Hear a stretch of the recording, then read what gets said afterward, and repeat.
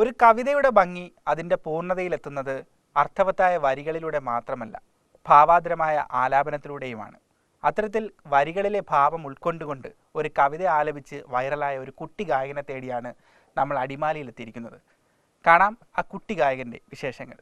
രേണുകേ നീരാഗരേണു കിനാവിൻ്റെ നീലക്കടമ്പിൻ പരാഗരേണു പിരിയുമ്പോഴേതോ നനഞ്ഞ കൊമ്പിൽ നിന്നു നിലത്തെറ്റി വീണ രണ്ടിലകൾ നമ്മൾ.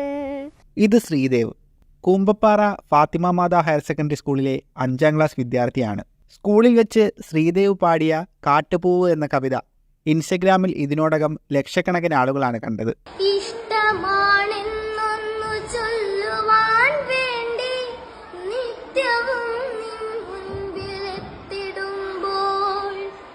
നിന്റെ കൊലസിന്റെ നാദങ്ങളിൽ ഞാൻ താനേ മറന്നൊന്നു നിന്നിടുന്നു. ഒന്നും പറയാതെ അറിയാതെ പോയിടുന്നു. ചേച്ചി ശ്രീലക്ഷ്മിയും ഗായികയാണ്. സംസ്ഥാന സ്കൂൾ കലോത്സവത്തിലടക്കം നിരവധി വേദികളിൽ കഴിവ് തെളിയിച്ചിട്ടുണ്ട്. ശ്രീലക്ഷ്മിയുടെ സംഗീതാധ്യാപകനാണ് ശ്രീദേവിൻ്റെ കവിതാലാപന വീഡിയോ ഇൻസ്റ്റഗ്രാമിൽ പങ്കുവച്ചത്. കവിത മാത്രമല്ല, ചലച്ചിത്ര ഗാനാലാപനത്തിലും ശ്രീദേവ് മിടുമിടുക്കനാണ്. കരളിലെഴും ഒരു മൗനം കസവണിയും ലയമൗനം സ്വരങ്ങൾ ചാർത്തുമ്പോളോ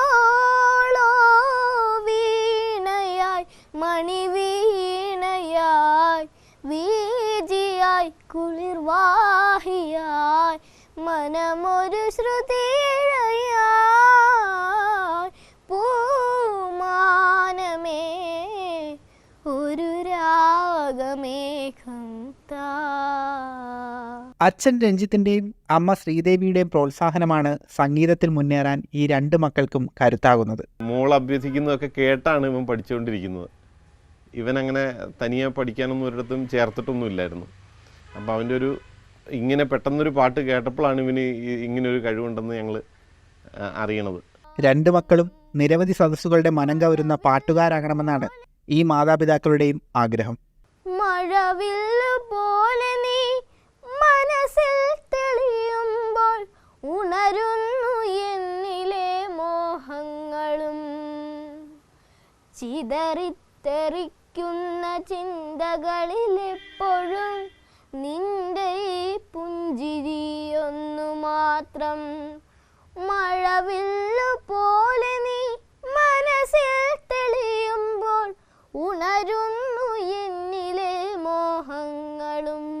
ലക്ഷക്കണക്കിന് ആളുകൾ കാതോർക്കുന്ന ഒരു പാട്ടുകാരനായി ശ്രീദേവ് വളരട്ടെ. അടിമാലിയിൽ നിന്നും ക്യാമറാമാൻ വിനു കാഞ്ഞിരപ്പള്ളിക്കൊപ്പം നന്ദുഷായസ്, മാതൃഭൂമി ന്യൂസ്, ഇടുക്കി.